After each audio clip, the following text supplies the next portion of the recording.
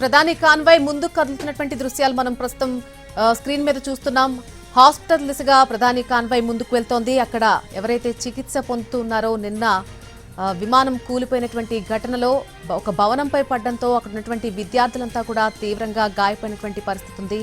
కాబట్టి ఆ విద్యార్థులను పరామర్శించడానికి అలాగే వారి కుటుంబ సభ్యులను నిన్న చనిపోయినటువంటి వారి కుటుంబ సభ్యులను కూడా పరామర్శించడానికి ప్రధాని అక్కడికి చేరుకుంటున్నారు. ప్రస్తుతం హాస్పిటల్ దగ్గర ప్రధాని కాన్వాయ్ మనం చూడొచ్చు. అక్కడ లోపలికి వెళ్లబోతున్నారు. మరి కాసేపట్లో లోపల చికిత్స తీసుకుంటున్నటువంటి విద్యార్థులను ప్రధాని నరేంద్ర మోడీ పరామర్శించబోతున్నారు. అలాగే మృతుల కుటుంబాలను కూడా ఈరోజు ప్రధాని పరామర్శించబోతున్నారు. వాళ్ళకి తీవ్ర సంతాపాన్ని ప్రకటించడం జరిగింది. ఇప్పటికే నిన్న మొత్తంగా 241 మంది ప్రయాణికులతో పాటు ఈ విమానం ఒక జనావాసాల్లో ఒక భవనంపై పడడంతో మృతుల సంఖ్య మరింత పెరిగింది. 20 మంది దాకా వైద్య విద్యార్థులు ఎవరైతే ఉన్నారో వారు చనిపోయినట్టుగా తెలుస్తోంది. అలాగే చాలా మంది వరకు కూడా తీవ్రంగా గాయపడ్డారు. ఆ గాయపడిన వారందరినీ కూడా ప్రస్తుతం హాస్పిటల్కు తరలించి అక్కడ చికిత్స అందిస్తున్నారు.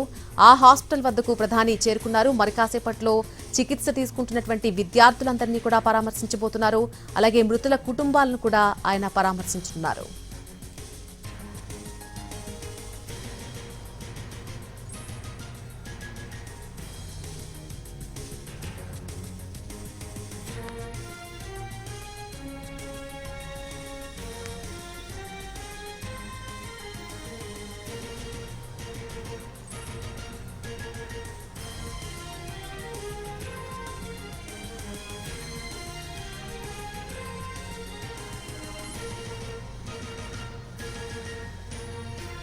మనం స్క్రీన్ మీద చూడొచ్చు. కేంద్ర పౌర విమానయాన శాఖ మంత్రి రామ్మోహన్ నాయుడు కూడా ప్రధాని నరేంద్ర మోడీ వెంటే ఉన్నారు. ఆయనతో పాటు గుజరాత్ సీఎం కూడా పక్కనే ఉన్నారు.